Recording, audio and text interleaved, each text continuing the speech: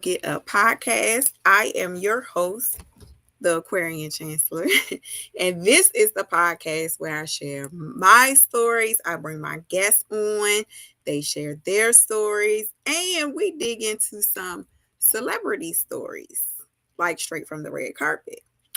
All in hopes that it inspires you, the listening audience, to go out and discover your infinite possibilities.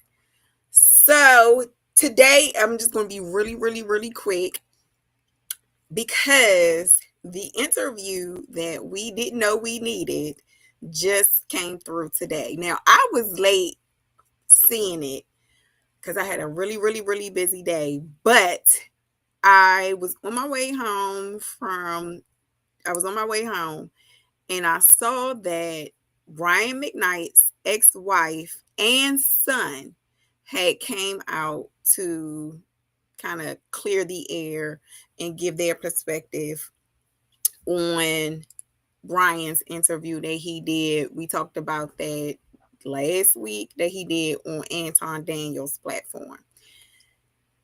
The McKnight family, meaning the ex-wife and the oldest son, I believe this is BJ, went on Marc Lamont Hill's platform to share their side of the story.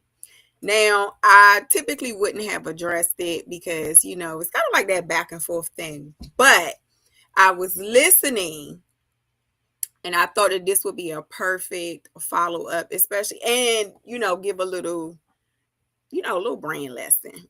A little brain lesson. So I was listening to the interview and it shed a lot of light on the story. Now, this is the ex-wife here. Her name is Julie McKnight. And what I did not know that I just learned listening to the interview is that she is a singer herself.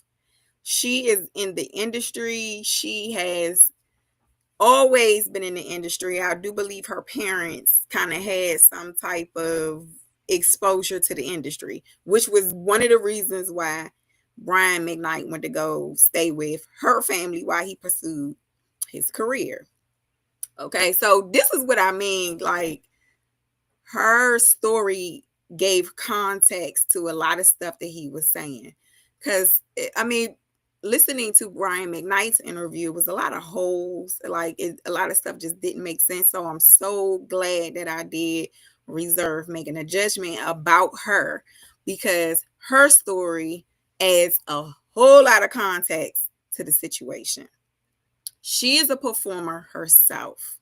Her family and his family, he said it in an interview, were prominent families they were very close.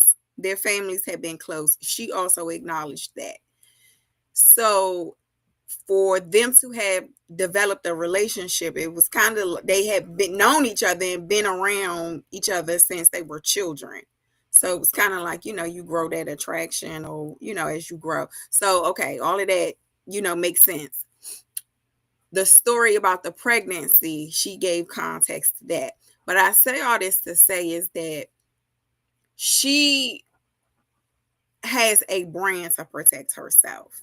See, she's more than just Brian McKnight's ex-wife, which, like I said, I was like, oh, okay, now I kind of get it, because all of this really started, even though they did have some issues in the past, which should have stayed, in the past. They shouldn't have rehashed it. But what happened was he felt some type of way about a book that came out this year that she wrote. And the name of her book is Mama Bear Beautifully Blended.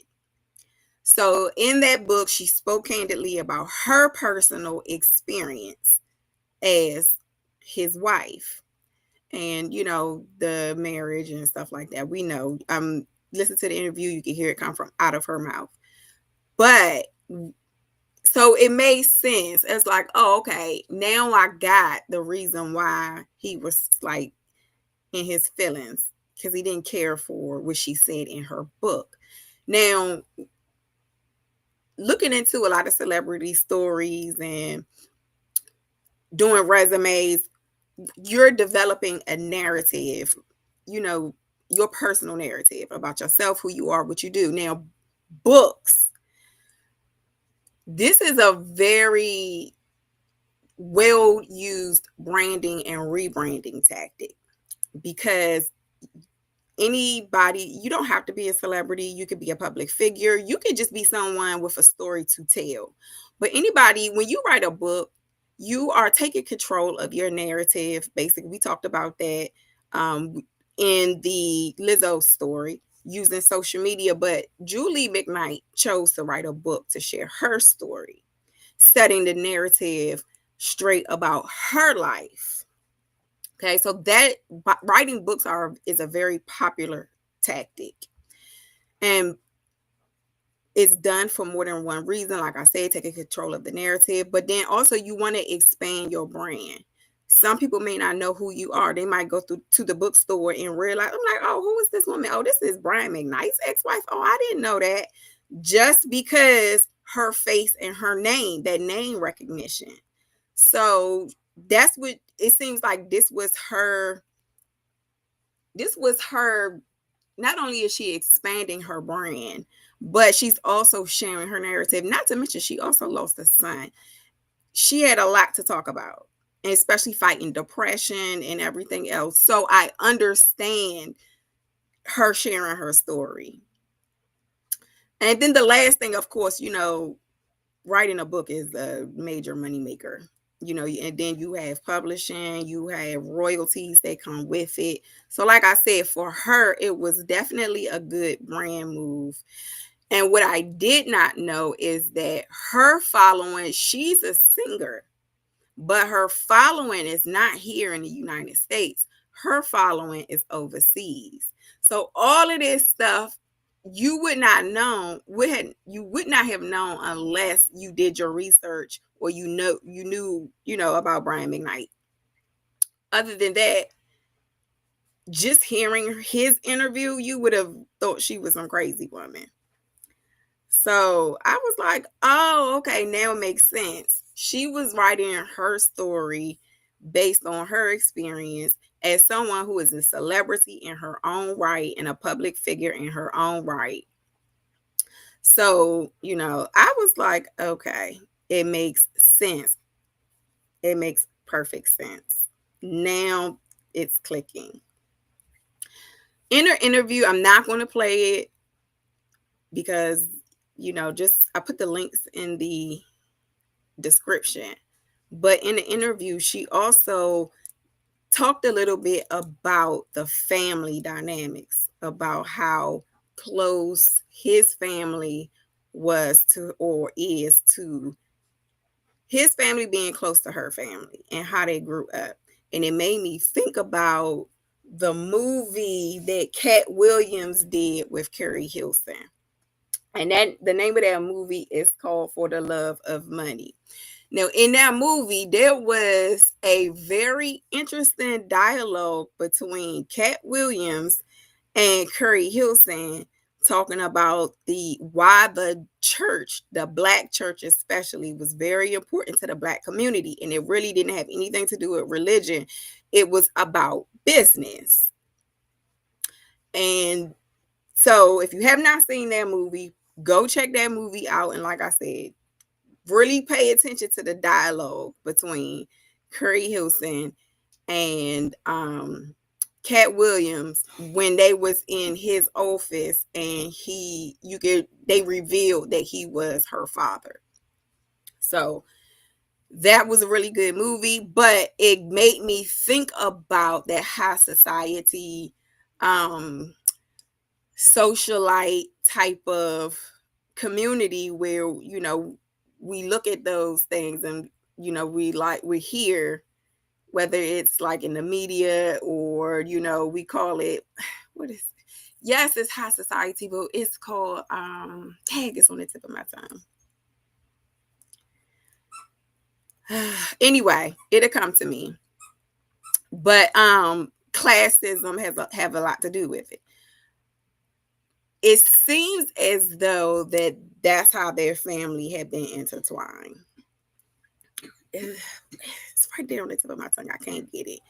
But like I said, it makes sense. Like they wanted to keep those relationships and those connections. Like I said, her father had, or her family rather, had already had ties to the industry before, bringing Brian McKnight in. So very interesting.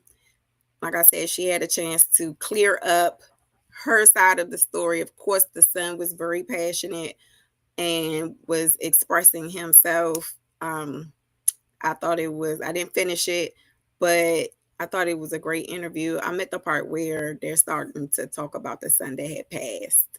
So I'm going to finish it, but I thought that it made perfect sense. It made perfect sense. And her story and her speaking out added a lot of text to a lot of his claims. It's high society, but dag, is classes. I'm gonna leave it alone for right now. I'm gonna leave it alone for right now, because then that's gonna send me down another rabbit hole. But that's all I wanted to say. The interview was posted today on Marc Lamont Hill's podcast. So I highly recommend going to check that out. And with that, you guys, I will see you next episode. Oh, before I let you all go, Sunday is going to be a new release of Girl Get Up podcast episode. I'm going to be featuring it's Sunday. It comes out on Sunday. Sir Donnie Landon episode. This will be episode 94, and it's called I Am the Message. You can follow and subscribe to all of the Girl Get Up podcast episodes on Spotify, iHeartRadio, and Apple Podcasts. You can also go to YouTube, or you can go to my host site. So with that, I am out of here. Have a wonderful, wonderful Friday, and take care, everyone.